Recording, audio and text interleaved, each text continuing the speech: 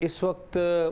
एक बहुत बड़ा एक चैलेंज बना हुआ था गुज़िश्ता कई दिनों से 13-14 अप्रैल के बाद से ये एक बहुत बड़ा चैलेंज बना हुआ था इंटरनेशनल डिप्लोमेसी के लिए कि इसराइल को किसी तरीके से रोका जाए कि वो रिटेलिएट ना करे, वो वापस अटैक ना ईरान के ऊपर करे। और ज़ाहिर है ईरान ने जो अटैक किया था 13-14 अप्रैल की दरमियानी शब, वो अटैक किया था जो 1 अप्रैल को अटैक किया गया था दमास्कस में, दमिश्क में उनकी एम्बेसी के ऊपर। तो अब इंटरनेशनल डिप्लोमेसी ये कोशिश कर रही थी कि अगर इसराइल ने ये अटैक कर दिया तो उससे ये जो मामला है ये ज़्यादा एस्केलेशन हो जाएगी और एक फुल फ्लेज्ड वार भी हो सकती है। आल्दो के 1724 किलोमीटर फासला है ईरान और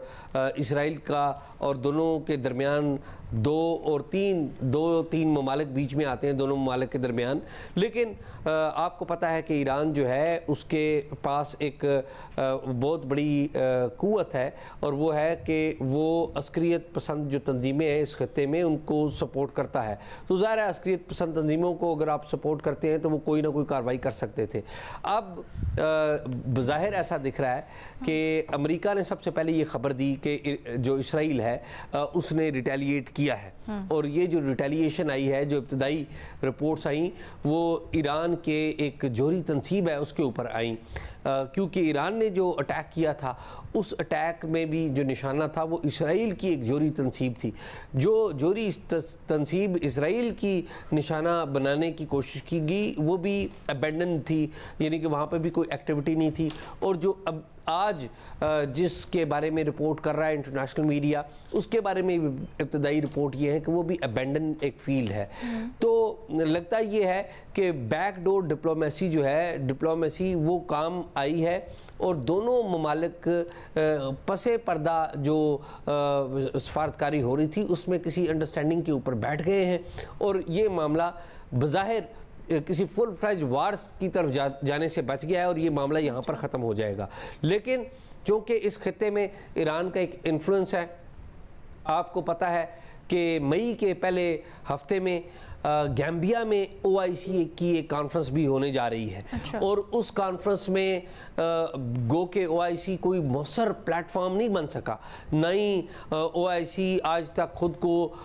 एक मुस्लिम उम्मा की, गो के उम्मा एग्जिस्ट नहीं करती लेकिन सो कॉल्ड उम्मा जो है वो उसकी नुमाइंदा तंजीम साबित नहीं कर सकी। तो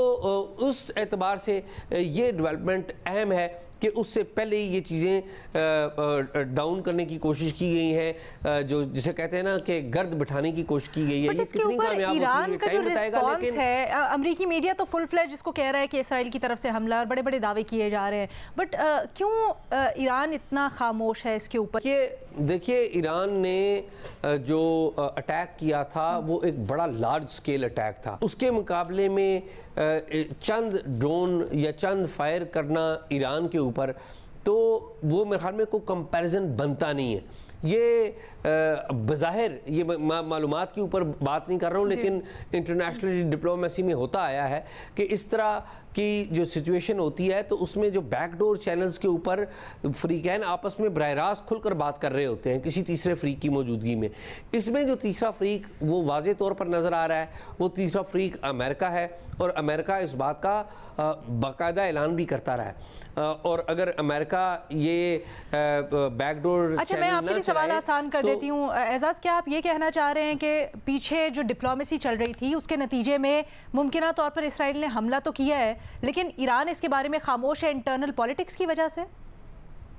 जी, मैं इंटरनल पॉलिटिक्स नहीं, इंटरनेशनल पॉलिटिक्स की वजह से, उनकी जो फॉरेन पॉलिसी की ज़रूरत है उनकी वजह से मेरा ये ख्याल है कि ईरान जो है उसने खामोशी इख्तियार की है। लेकिन ईरान एक ऐसी रियासत है जो जवाब देती है, लेकिन चूँकि ईरान ने एक बड़े लार्ज स्केल का अटैक किया था, उसके मुकाबले में ये जिसे कहते हैं चंद कंकर अगर ईरान के ऊपर आकर लगे हैं, तो मेरे ख्याल में बैकडोर चैनल पे कोई अंडरस्टैंडिंग तय पा गई है जिसकी तफसीलात आ जाएंगी, और वो यही तय पाई है कि ईरान जो है उसके ऊपर बात नहीं करेगी।